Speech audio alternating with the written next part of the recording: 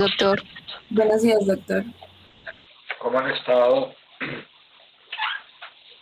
Bien, gracias, doctor. bien, gracias, doctor. Bueno, queremos terminar antes de la actividad que ustedes tienen en la asamblea. ¿Sí? Vamos a ver entonces finalmente los trastornos del magnesio. Empezamos con la hipomagnesemia, recordando que si el magnesio tiene una concentración plasmática entre 1,7 y 2,4 miligramos por decilitro, ¿sí? O lo que es lo mismo 1,5 o 2,2 miligramos por litro. Esa es la concentración sérica normal. Entonces hablamos de una hipomagnesemia cuando las cifras de magnesio sérico están por debajo de 1%, ¿sí? Entonces, no olviden que esta es la concentración sérica, entre 1,7 y 1,4, ¿sí? Muy bien. Cuando ese magnesio está entre 1,7 y 1,4, hablamos de hipomagnesemia sérica. Si está entre 1,3 y 1 es moderada, y si es menor de 1, hablamos de hipomagnesemia severa. ¿A qué se debe esa hipomagnesemia? Pues una de las causas es por disminución de la ingesta en pacientes desnutridos, alcohólicos crónicos o por pérdida gastrointestinal, ya sea vómitos, diarrea, sondajes, la administración de inhibidores de bomba de protones, fístulas, ¿sí? Ostomías y quemaduras extensas por pérdida cutánea. Y por distribución del magnesio al líquido intracelular, en el caso de tratamiento con cetoacidosis diabética, el síndrome del hueso hambriento y en pancreatitis, lo mismo que ocurrió similar con el calcio, o por pérdidas renales de magnesio, algunas tubulopatías vertedoras de sal, hiperaldosteronismo terciario como el síndrome de Bartter y de Peterman, la misma hipercalcemia que induce pérdida renal de magnesio, acidosis metabólica crónica, el hiperaldosteronismo primario, la expansión del volumen extracelular y algunos medicamentos que pueden inducir eso, especialmente diuréticos de asa, tiazidas, antimicrobianos como la proteicina, la aminoglucósidos, antinoplásticos como el cisplatino y la ciclosporina. Entonces, cuando es por disminución de la ingesta, usualmente ocurre en pacientes muy desnutridos o con alcoholismo crónico o que reciben nutrición parenteral, ¿sí? Recordando que cuando uno ingiere magnesio en la dieta, ¿sí? La absorción equivale a más o menos un 30% en la ingesta total, ¿sí? Es decir, si ingerimos un promedio de 360 de magnesio, hay una absorción neta de 100 miligramos, ¿sí? ¿Dónde se absorbe principalmente? Como un recorderis a esta fisiología, ¿sí? Generalmente el sitio de absorción es el intestino delgado y el colon.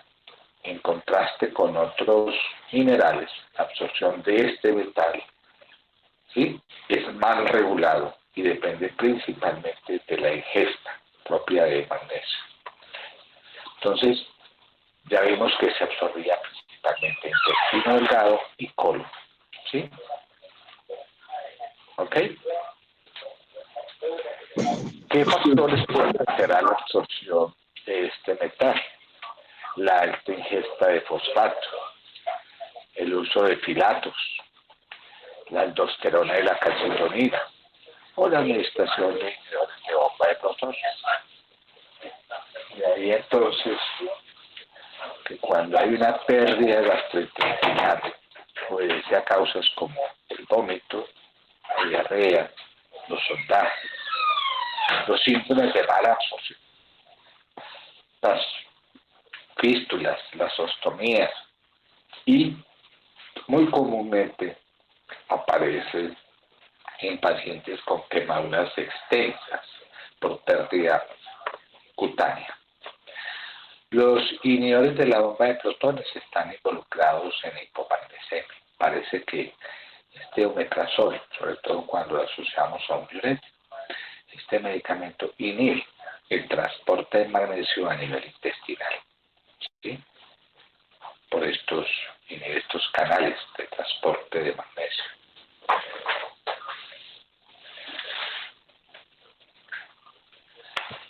Por redistribución del magnesio, cuando hacemos un tratamiento con insulina en pacientes con cetoacidosis, la insulina también favorece la entrada de magnesio al interior de la célula. Entonces no solamente va a haber una hipomagnesemia, sino una hipocalemia y una hipofosfatemia.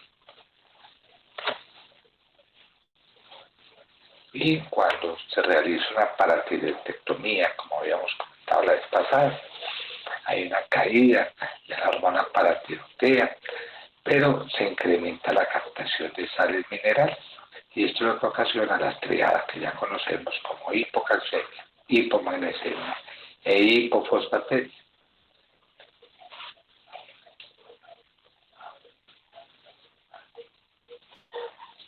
Lo mismo ocurre en situaciones como la pancreatitis aguda. El mecanismo es muy similar, un fenómeno de saponificación, ¿sí?, de la grasa necrótica. Entonces no solamente todo este mesenterio que rodea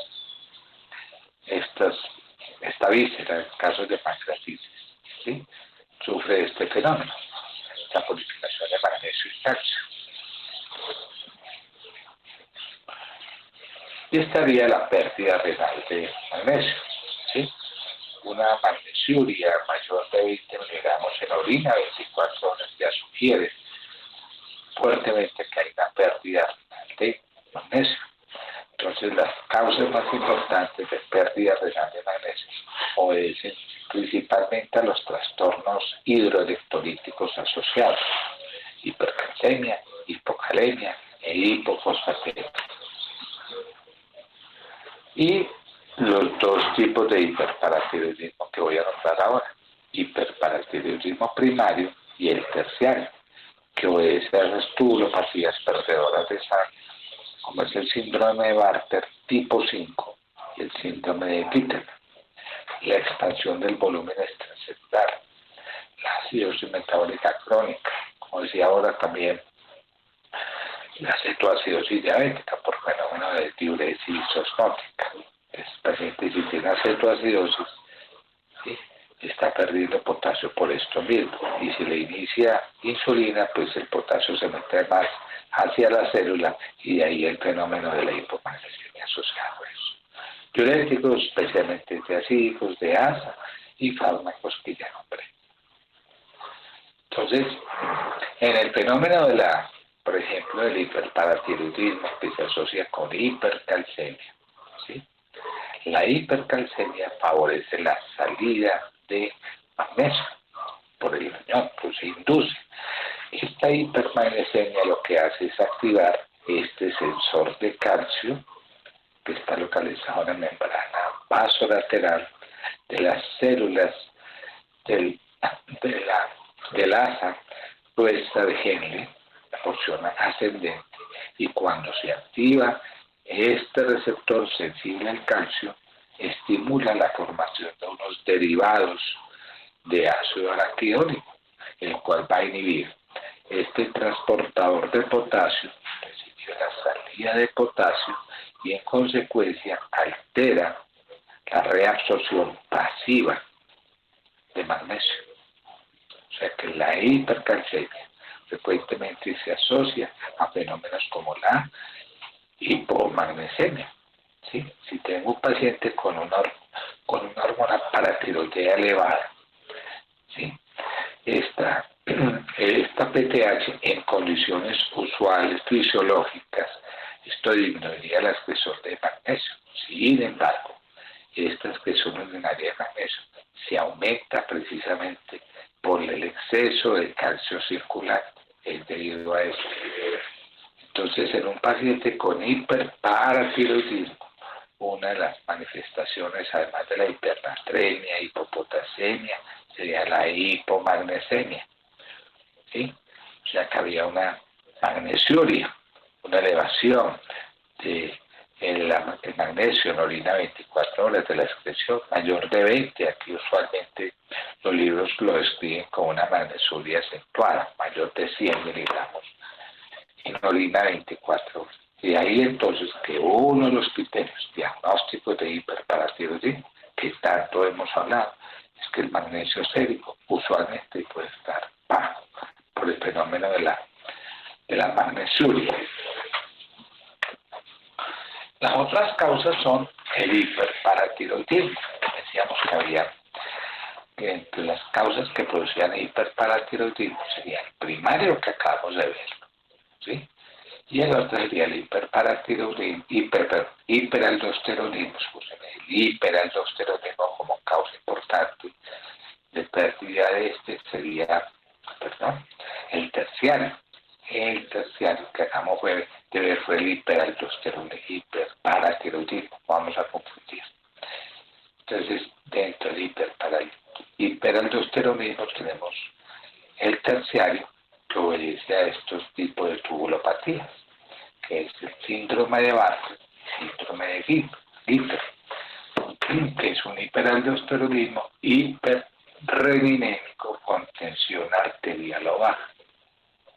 El uno es un defecto a nivel de la asa gruesa de Helle, el otro es un defecto a nivel del tubo contorneado distal. ¿Sí?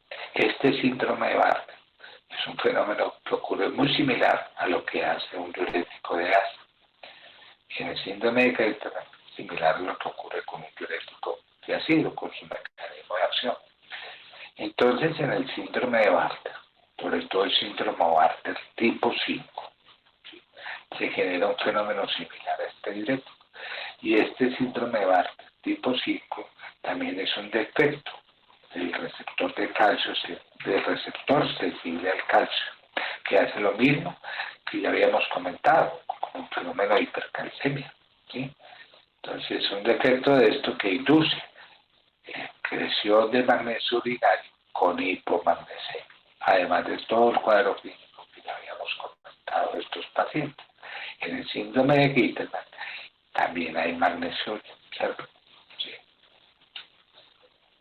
Entonces, cuando uno mira los diferentes tipos de síndrome de Bartter, yo les nombraba que el que está asociado a hipermagnesiuria, ¿sí?, y hipomagnesemia, es el síndrome de Bartter tipo 5, es el único que hace, y eso se debía a un defecto del receptor sensor de calcio, ¿sí? Y este sería el síndrome de Gitterman. Pues decíamos que el síndrome de Gitterman se asocia a un defecto que ocurre como si fuera administrándole un diurético tiacídico crónico, o sea, inhibe el cotransportador sodio-cloro en el tubo contorneado distal, lo que es el cotransportador NSST. También se asocia a hipomagnesemia e hipermagnesiuria. Estaría el síndrome de Bartter, que es una mutación de este gen que codifica el receptor sensible, ¿sí? Entonces, este receptor lo que hace es inhibir, ¿sí?, el transporte de potasio ROM, y de esta manera iría a reducir la reabsorción pasiva de magnesio. Aquí está el magnesio tratando de reabsorberse, pero aquí queda el defecto, ¿sí? No se puede reabsorber, ¿sí? Se activó este canal, ¿sí?, la mutación activante de este canal que inhibe el RONC y que a su vez inhibe el transporte de magnesio. En el síndrome de Gitterman, ya decíamos, el defecto está en este cotransportador, ¿sí?, del NSST, lo que induce entonces a un defecto, ¿sí?, en la reabsorción igualmente de magnesio. esto sería hipermagnesiuria. Ya lo hemos comentado muchas veces. De estos fármacos que inducen magnesuria, pues vamos a enfatizar dos: diuréticos de asa y tiazídicos. Los demás, pues es muy raro que lo produzcan, pero cuando lo producen, por ejemplo, en el caso de los aminoglicósidos o de la anfotericina, se debe básicamente a un fenómeno de nefritis intersticial inducido por estos fármacos, ¿sí? Entonces concentrémonos en los diuréticos de asa y en los diuréticos tiazídicos. Recuerden que los diuréticos de asa, como las purosemidas, están inhibiendo este cotransportador sodio-cloro-potasio. Y las tiazidas inhiben el cotransportador sodio, claro, el NSST. Entonces, veamos por ejemplo el de las tiazidas, que ahorita lo veíamos, ¿sí? Entonces, ¿qué está inhibiendo? Bueno, aquí está inhibiendo el transporte de magnesio. Y veámoslo por qué. Porque los tiazídicos, ¿sí? Entonces, cuando uno está administrando una tiazida, ¿sí?, produce una regulación negativa de este transportador de magnesio, el TRPM6. Y de esa manera se disminuye el transporte activo transcelular de magnesio, ¿sí? En parte es debido a, resulta que cuando uno administra tiazidas, la administración de este receptor TRPM6, que es el receptor potencial transitorio de melastina tipo 6, que es el principal regulador de magnesio en el transporte activo, ¿sí? Entonces, esto queda inhibir, disminuye el transporte de magnesio. Y esto es lo que en consecuencia, esta misma disminución de transporte de magnesio activa, ¿sí? Disminuye la inhibición, porque normalmente el magnesio inhibe este transportador de calcio. Entonces, como el magnesio está bajito, el calcio se reabsorbe. Entonces, mire cómo hay una correlación entre en la medida que el magnesio se está eliminando por el riñón, que está disminuyendo su entrada a nivel del túbulo distal, está favoreciendo la entrada de calcio. Por eso es que las tiazidas inducen hipercalcemia e hipomagnesemia, ¿sí? En cambio, los diuréticos de asa producen magnesuria, precisamente porque al inhibir el cotransportador NKCC2, que es el sodio cloro potasio, ¿sí?, se altera el gradiente eléctrico necesario para la reabsorción pasiva paracelular de magnesio. Y como también se altera la absorción de calcio, entonces cuando uno está administrando furosemida, a diferencia de las tiazidas, la furosemida favorece la calciuria, o sea, disminuye el transporte de sodio, de calcio, distinto a las tiazidas. Ahí voy bien, me escuchan con claridad. Sí, doctor. Sí, doctor. Bueno, una cosa muy interesante esta, pues uno, en términos ya prácticos, uno dice, sí, es que los diuréticos tiazídicos y ASA, hay una diferencia. Los de ASA, que es la furosemida, producen hipocalcemia, claro, ¿sí? Y este es el mecanismo que se explica por el cual se altera la absorción del calcio, ¿sí? Lo mismo que se altera la absorción del magnesio. En cambio, los diuréticos tiazídicos están favoreciendo la magnesuria y disminución del transporte de magnesio a nivel intracelular del tubo contorneado, es lo que hace, como están sus niveles bajos, entonces se pierde la inhibición propia normal que hace este magnesio. Entonces, al disminuir, está activando, disminuyendo la inhibición de este TRPV5, que es el transportador de calcio. Entonces, esto va a aumentar la reabsorción. Mírenlo aquí sin un tiazídico. Sin un tiazídico, pues el magnesio se absorbe y esto inhibe la entrada de calcio. ¿sí? Solo sería lo normal. Bueno, ¿cuáles serían las manifestaciones clínicas de una hipomagnesemia? Entonces, no olviden que en términos generales la hipomagnesemia se asocia frecuentemente a dos trastornos hidroelectrolíticos. ¿Cuáles eran?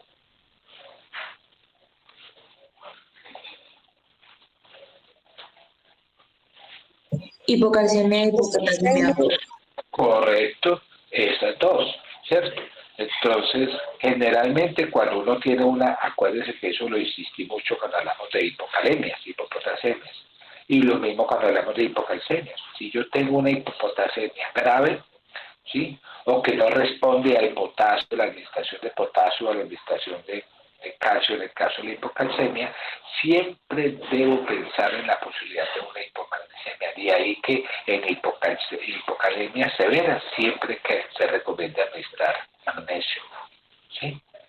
Entonces, cuando estas combinaciones se presentan, es difícil saber si la clínica es por una hipomagnesemia o es por la asociación de todos estos trastornos electrolíticos.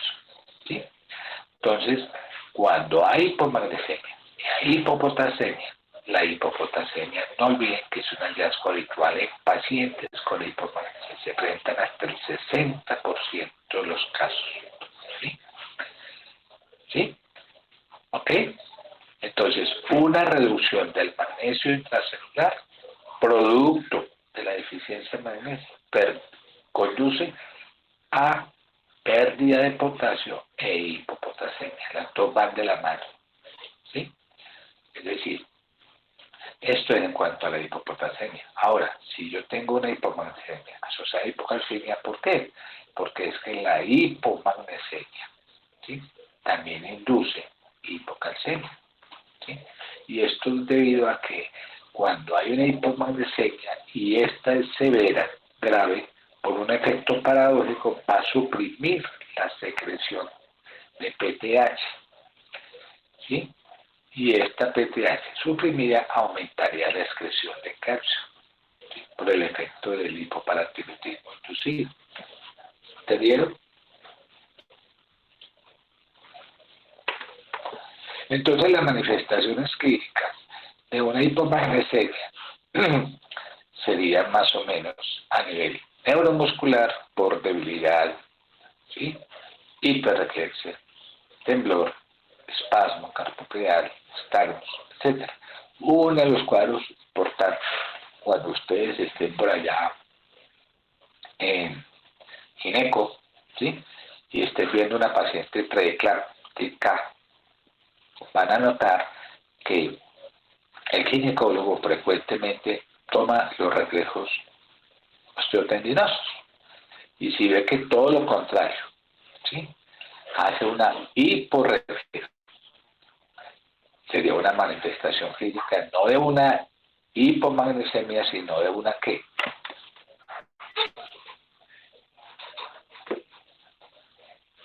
Hipermagnesemia, que es porque esa paciente que tenía una preeclampsia recibió, por ejemplo, sulfato de magnesio por esa preeclampsia. Y entonces dice, uy, se me fue la mano con el magnesio. ¿Por qué? Porque habría una hiporreflexia. En este caso, cuando hay hipermagnesemia, hiper se asocia con hiperreflexia. ¿Sí? Son fenómenos de irritabilidad neuromuscular, como espasmo carpocreal, etc. ¿A qué se parece esto? ¿A una qué? Una hipocalcemia, doctor. Correcto, a una hipocalcemia. Por eso es que es tan difícil saber si la una es causada, ¿sí?, por un déficit de magnesio o también asociada a un déficit de calcio. A nivel cardíaco, bueno, las manifestaciones más importantes son que hay aplanamiento e inversión de la onda P con intervalo PR prolongado, ¿sí?, y prolongación del intervalo QT. Recuerde que cuando uno tiene una arritmia tipo torsión de punta, ¿cuál es el medicamento de elección en caso de una taquicardia ventricular polimórfica tipo torsión de punta? ¿Cuál sería el tratamiento?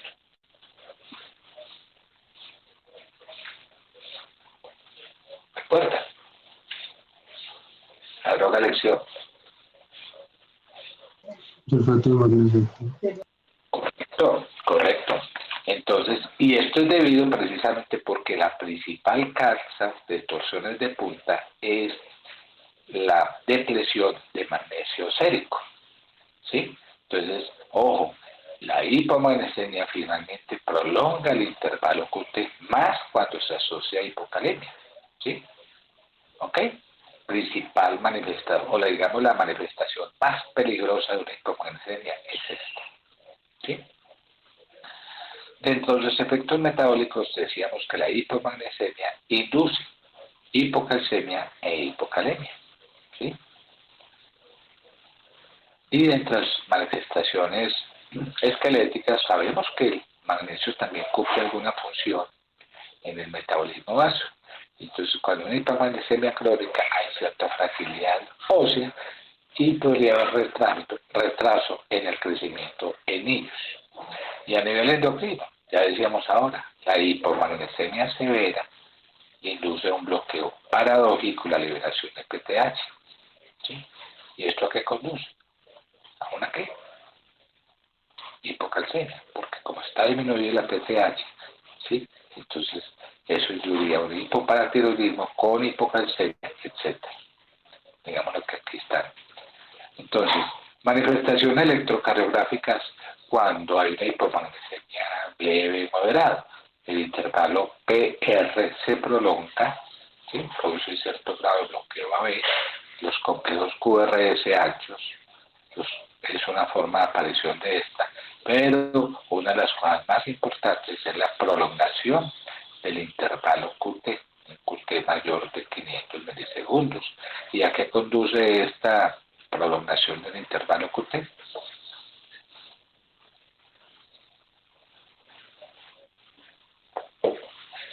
¿Cuál es el peligro de una prolongación del intervalo QT? Que tanto he insistido desde el segundo año en cardio que les he hablado, cualquier fármaco que prolongue el intervalo QT, ¿cuál es el peligro que tiene? Una taquicardia ventricular polimórfica. Las torsiones, ¿sí? Entonces empieza a ver todas estas alteraciones, mire, como los QRS se vuelven ensanchados, se deprime el segmento CT, un ST hundido, ¿sí? Un intervalo QT prolongado, ya empezamos a hablar de una hipomagnesemia severa. Y finalmente conduce a este fenómeno que hemos nombrado tanto nosotros, que es las torsiones de punta, ¿sí? Que es una taquicardia ventricular polimórfica, una arritmia maligna, que la vemos. Este es un caso real de un paciente que tenía una hipomagnesemia, ¿sí? Y empezó a hacer salvas de taquicardias ventriculares polimórficas. Espero que lleven ese mensaje. Entonces, finalmente, dentro del enfoque diagnóstico, pues lógico, el diagnóstico empieza por acá. Un magnesio sérico por debajo de 1,7 miligramos por decilitro. Y entonces, si uno quiere establecer la causa, uno puede empezar a medir la magnesuria, ¿sí? Y si la magnesuria está bajita, ¿sí? La respuesta renal es correcta, o sea que sería causa por pérdidas gastrointestinales o cutáneas o por redistribución del magnesio al líquido intracelular, cualquiera sea las causas que existen. Pero si hay una magnesiuria, entonces tienen las pérdidas renales. Una de ellas sería ¿cuál? El hiperaldosteronismo que no, primario. El otro sería el hiperparatiroidismo primario, el hiperaldosteronismo terciario, que sería este que obedece al síndrome de Bartter, síndrome de Gitterman, la hipercalcemia, la expansión del volumen extracelular. Esto es muy importante. ¿Y por qué digo que la expansión del volumen extracelular? Porque ahorita que veamos hipermagnesemias, vamos a ver que uno de los tratamientos es esto, la administración de solución salina para expandir el volumen extracelular e inducir magnesiuria. Y medicamentos que ya nombré, principalmente ¿cuáles? ¿Cuál? Diuréticas de alza y de ácida, doctor. ¿Me escuchan? Sí, Sí, doctor. los diuréticos de hacen los Bueno. clásicos. Entonces, en el tratamiento de hipomancemia, si el paciente está asintomático pues, y la causa es por una desnutrición, la causa es un alcoholismo crónico, inducimos el consumo de alimentos ricos en magnesio, como la soya, el arroz integral, las almendras, las verduras de hojas verdes, etc. También podríamos administrar suplementos de magnesio, como en este caso, el hidróxido de magnesio que nosotros lo conocemos como la leche de magnesio, ¿sí? También le podríamos administrar una cucharada cada 8 horas, si es el caso, ¿sí? Se sugiere en algunos sitios la administración de amiloride. El problema del amiloride es que la presentación farmacéutica viene combinada con otros diuréticos, amiloride hidroclorotiazida, entonces no haríamos nada. Entonces esto no es válido en nuestro medio. Si esta hipomagnesemia es sintomática, por ejemplo, en el caso de las formas graves que inducen torsión de punta, pues el medicamento de elección, decíamos ahora, es el sulfato de magnesio. Recuerden que el sulfato de magnesio contiene por cada 10 mililitros, ¿sí?, de esta ámpula, tiene 2 gramos, 2 gramitos, por eso viene al 20%. Y uno la administra en infusión, generalmente 1 o 2 gramos, o sea, media ampolla a una, ¿sí?, diluidos en solución salina o estrocita y la pasamos en 15 minutos, depende del esquema, ¿sí? Depende del... Y después la pasaremos en bolos, ¿sí? Después de haberle pasado, seguimos vigilando y le ponemos, por ejemplo, 6 de estas ampollitas, ¿sí?, en 500 mililitros y la vamos pasando a 20 mililitros por hora durante las 24 horas, vigilando magnesio, ¿sí? Tener en cuenta que este sulfato de magnesio, ¿sí?, hay que vigilarlo con lo que ya decía ahora, los que reflejos que osteotendinosos, porque de esta manera podemos detectar clínicamente una sobredosificación. Por ejemplo que di en el caso del médico cuando le dio sulfato de magnesio en una paciente que tenga una preeclampsia. En el caso del magnesio, ¿por qué se colocó sulfato de magnesio? La preeclampsia, para evitar la convulsión, ¿sí? Entonces el médico vigila y coloca este sulfato de magnesio en una mujer en embarazo y siempre uno vigila eso, los reflejos. Si ve que están muy disminuidos, se le fue la mano, hay que bajar la dosis, ¿sí? Entonces no olviden que si yo soy frente a una hipomagnesemia, siempre debo pensar la asociación de qué, trastornos de potasio y de calcio, hipocalcemia, hipocalemia, ¿sí? Volvamos a repetir, hipomagnesemia, hipocalemia, ¿sí? Siempre hay que corregir. Cuando estoy frente a una hipocalemia, corregir siempre, posibilidad de corregir el trastorno de potasio, siempre. Por eso cuando hablamos de corrección de potasio, cuando necesitamos cloruro de potasio, simultáneamente hay que agregar sulfato de magnesio. Y lo mismo en el caso de la hipocalcemia, ¿sí? Siempre hay que considerar frente a una hipocalcemia la posibilidad de que exista o coexista una hipomagnesemia de base. Y esto hay que corregirlo concomitantemente. O sea, que si estoy frente al tratamiento de una hipocalcemia que le estamos aplicando gluconato de calcio, también debo pensar la posibilidad de una hipomagnesemia severa. Por eso, en ese tratamiento de hipocalcemia, ¿sí?, administramos sulfato de magnesio con el bolo inicial que ya dijimos, ¿sí? ¿Está bien? Sí, doctor. ¿Me escucha? Sí, doctor. Bueno. El otro es la hipermagnesemia.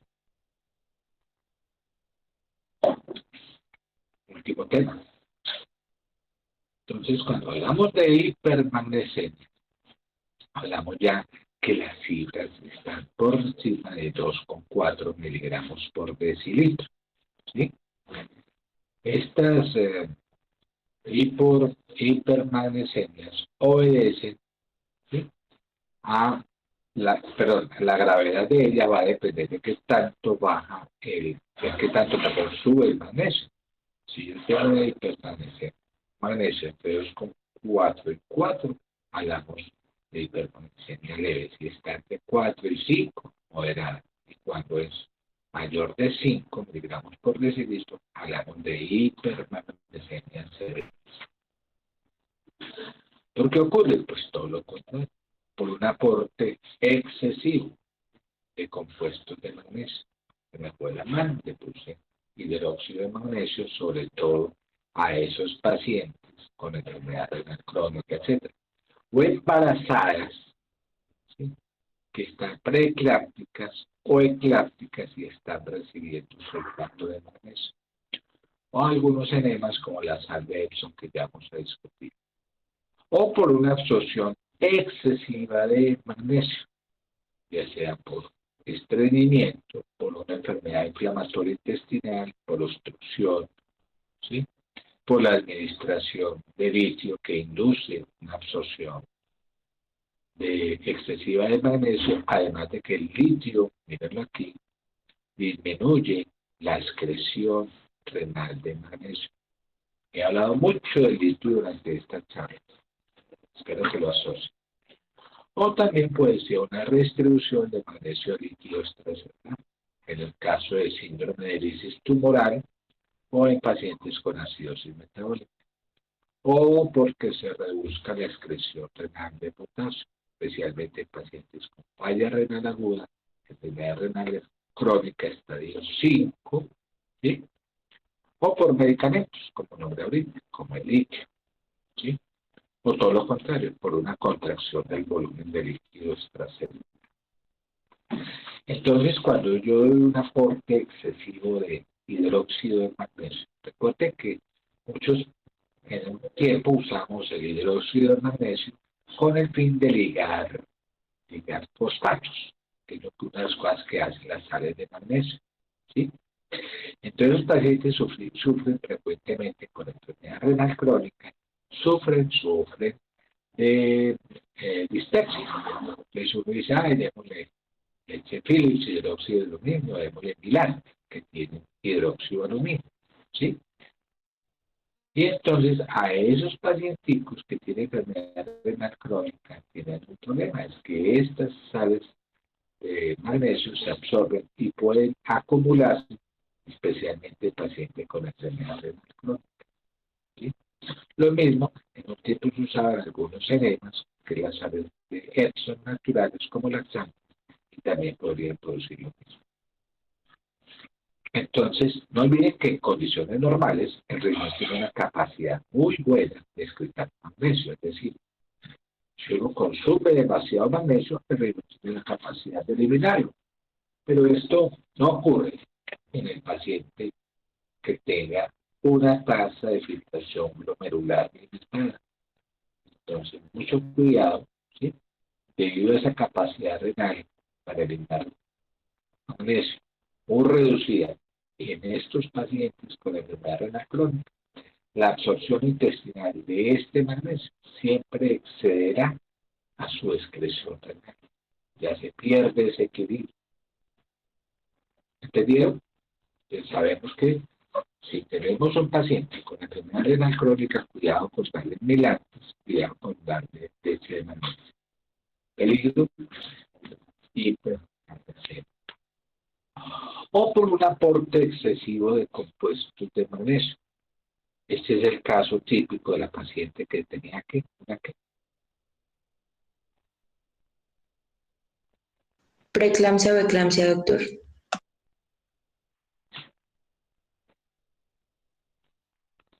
escucha. Sí, doctor. Doctor, ¿usted nos escucha a nosotros? Yo, ¿sí me escucha? Nos escucha bien, doctor. ¿Sí me escucha? Se me fue el volumen a mí. ¿Aló? Por favor, alguien que haga eco. ¿Me escuchan? Sí, doctor, pero usted no nos escucha a Bueno, nosotros. allá. Sí, yo estoy escuchando poquito. Espero que tengan la visión gráfica de esta imagen. Es esa paciente hipertensa. Acuérdense, es una hipertensión inducida al embarazo. Entonces, esta es la paciente típica que está ahí, que tiene una hipertensión inducida al embarazo, que se torna edematosa, que hace proteinuria, etcétera. Y entonces esa paciente empieza a dar manifestaciones de cefalea y pueden convulsionar. Entonces, cuando esto ocurre, estos médicos, nosotros los médicos tenemos que administrar sulfato de magnesio, que es uno de los tratamientos que se hacen en estas pacientes de cáncer. El problema está en que este sulfato de magnesio se puede ir al otro lado e inducir una hipermagnesemia. Por eso es que vigilamos cómo está la frecuencia respiratoria y cómo estaría los rastreos osteotendinosos. Vemos que si los rastreos osteotendinosos en ellos están muy elevaditos, posiblemente hay una hipermagnesemia, ¿sí? O por una absorción excesiva de magnesio por el tracto digestivo. Ya habíamos visto pacientes con constipación, ¿sí?, con enfermedad inflamatoria intestinal y algunos, por ejemplo, trastornos como la acromegalia.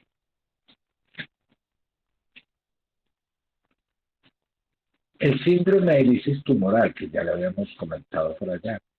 Recuerde que en esos pacientes con algunos trastornos tumorales, ¿sí?, se pueden presentar estos fenómenos, ¿sí? Hiperuricemia, hipercalemia, hiperfosfatemia, hipocalcemia e hipermagnesemia, ¿sí? Y esos pacientes que reciben, ¿qué es lo que recibían los pacientes? Que eran pacientes que con leucemias crónicas, con lipomas, etcétera, que reciben terapia o radiación, pues esas células liberan, ¿sí?, ácidos nucleicos, potasio, fosfatos, magnesio, y ahí entonces que libera y produce todos estos fenómenos y esto conduce a falla renal. De ahí entonces que esos pacientes, la misma hiperfosfatemia, etcétera, es la que induce la falla renal en nuestros pacientes. Por disminución de la excreción renal de magnesio. Una de las causas más importantes, ¿sí?, en los mismos trastornos hidroelectrolíticos, la hipomagnesemia, la hipocalcemia. Son factores que disminuyen la excreción renal de magnesio y la hipocalcemia, ¿sí? La contracción del volumen extracelular, la acidosis metabólica, los pacientes con enfermedad renal crónica dializada.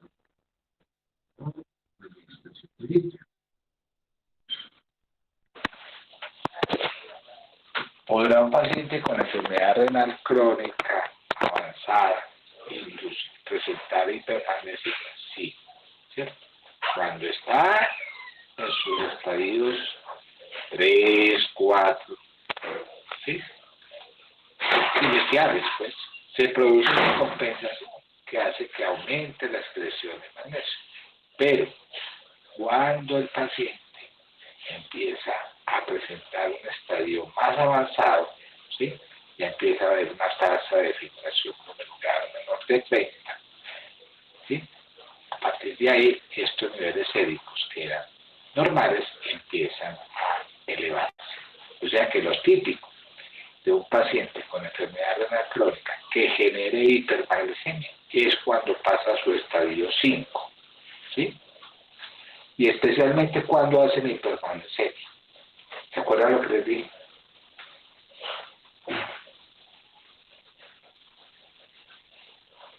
Piensen en un pacientico que tiene una enfermedad renal crónica con antecedentes. ¿De qué se quejan ellos? De dispepsia. Y entonces, ¿usted qué le mandaría? accidentalmente le manda ¿qué? Leche de magnesio. Leche de magnesio milanta. Entonces, ay, démosle milanta. Entonces, ¿qué pasa con esa milanta? Pues que los hidróxidos de aluminio, ¿sí? En este caso, ¿sí? O la milanta que tienen alta cantidad de magnesio se absorbe y entonces se sobrepasa lo que ya decía, el dintel, esa capacidad del riñón para eliminar ese magnesio que usted está suministrando al paciente. Entonces, eso hay que tenerlo muy en cuenta, ¿sí? Los estados de alcalosis metabólica crónica también aumentan la expresión de este canal transportador de magnesio, por eso es que se incrementa, ¿sí? La reabsorción de este ion, ¿sí? Esa es otra causa, los estados de alcalosis. Esta no, muy rara. ¿Cuáles son las manifestaciones clínicas de una hipermagnesemia? ¿Se acuerdan la hipomagnesemia que inducía, cómo veíamos a este paciente? El otro era hiperreflexia. Estos pacientes son hiporrefléxicos. Aquí hay debilidad muscular, ¿sí? Etc. Y puede haber depresión respiratoria, ¿sí? Con frecuencias respiratorias muy bajas, ¿sí? Puede generar hipotensión, bradicardia, asistolia, ¿sí? Puede haber un intervalo PR prolongado, ¿sí? Etcétera. El intervalo QT se acorta, ¿sí? Puede haber retención vesical, estreñimiento con hilio, ¿sí? Etcétera. Y finalmente, la hipermagnesemia induce hipocalcemia, también por un mecanismo que ya habíamos dicho, que la hipermagnesemia también podría suprimir la TTH e inducir un hipoparatiroidismo primario. Entonces, este sería como el orden de aparición de las cosas. Cuando esta hipomagnesemia es leve moderada, empieza a haber síntomas como cefalea, flush, hiporreflexia, retención vesical. Y si va aumentando sus niveles, ya una hipomagnesemia moderada, entonces empieza a haber ausencia de reflejos tendinosos, la distensión abdominal con hilio, hipotensión bradicardia, el intervalo PR se prolonga más, puede haber un intervalo QT acortado. Y cuando es muy severa, esto puede aparecer con cuadro clínico de una cuadripalegia flácida, con pérdida de conciencia, apneas, asistolia.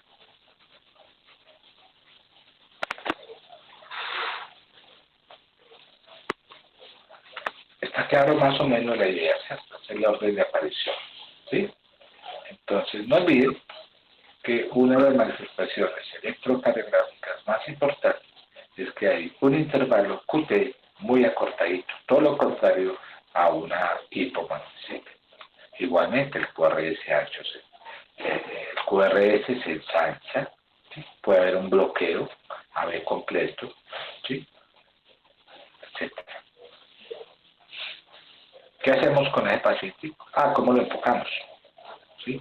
Entonces tengo una hipermagnesemia, ya definida por el cuadro sérico. Puede ser por aporte excesivo de compuestos de magnesio. ¿Cuáles?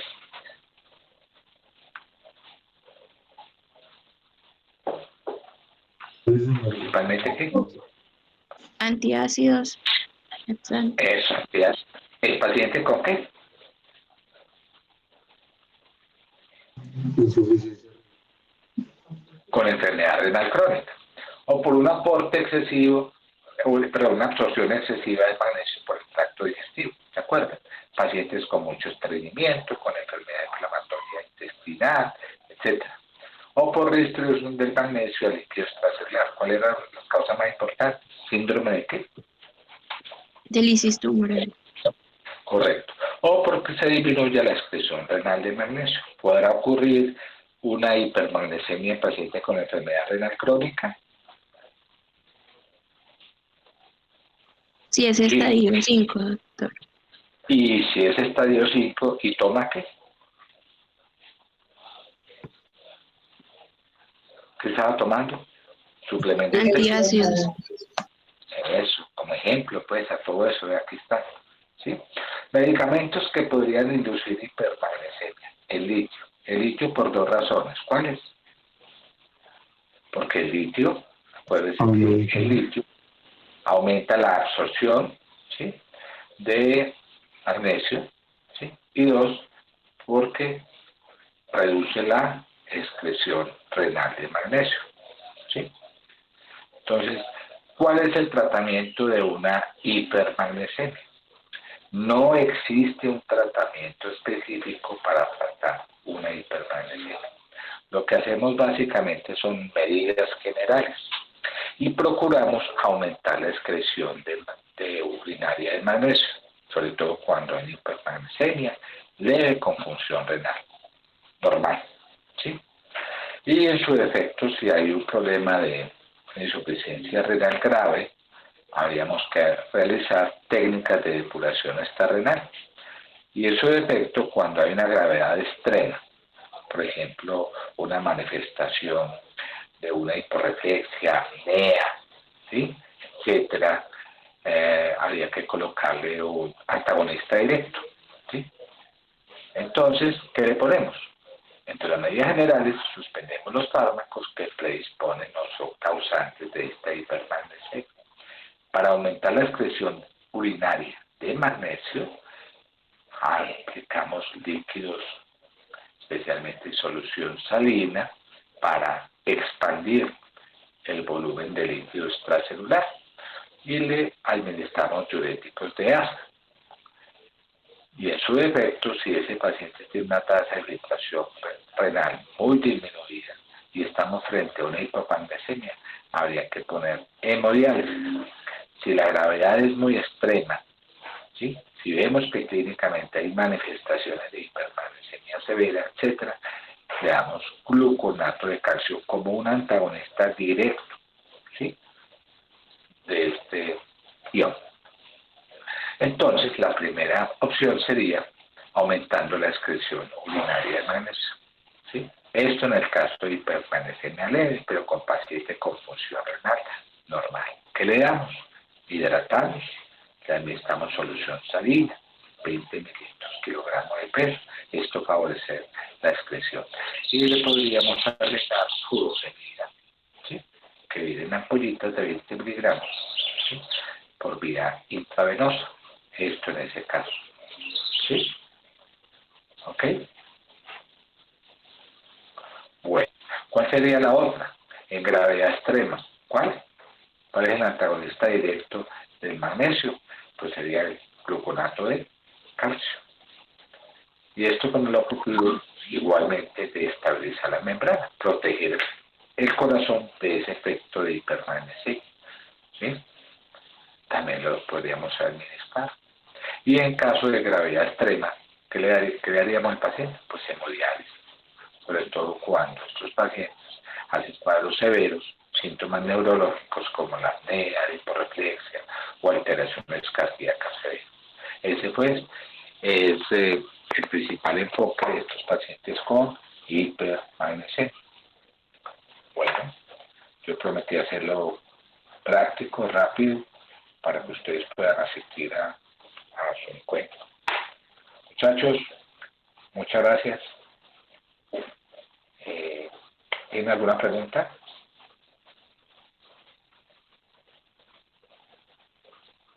Por mi parte no, doctor, muchas gracias.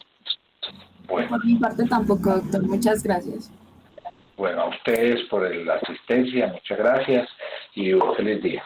¿Sí? ¿Me cuentan? Gracias, ¿Cómo les doctor. Gracias, doctor. Hasta luego. cuentan, muchachos, cómo les fue con la reunión? ¿Sí? Bueno, terminamos este tema y le hago una preguntita. ¿Les gustó la parte de líquidos y electrolitos? ¿Les aprendieron? Sí, doctor. Sí, doctor. Muchas gracias. Por ahí tuvieron una clase con el doctor Zuraga de líquidos y electrolitos. ¿Les aplicaron eso en lo que ustedes aprendieron conmigo? ¿Sí lo vieron o vieron otro enfoque? Doctor, todavía no la hemos visto. Ah, yo tenía entendido que lo iban a ver el viernes, ¿no? Ok. Ah, bueno. Lo que pasa es que cambiamos unas clases, entonces todavía no lo hemos visto. Ah, bueno, bueno. Espero que les sirva este que les di a ustedes para. Supongo que en líquido electrolito van a ver el uso de de esos líquidos cristaloides, la solución salina, las estrocitas, ¿sí?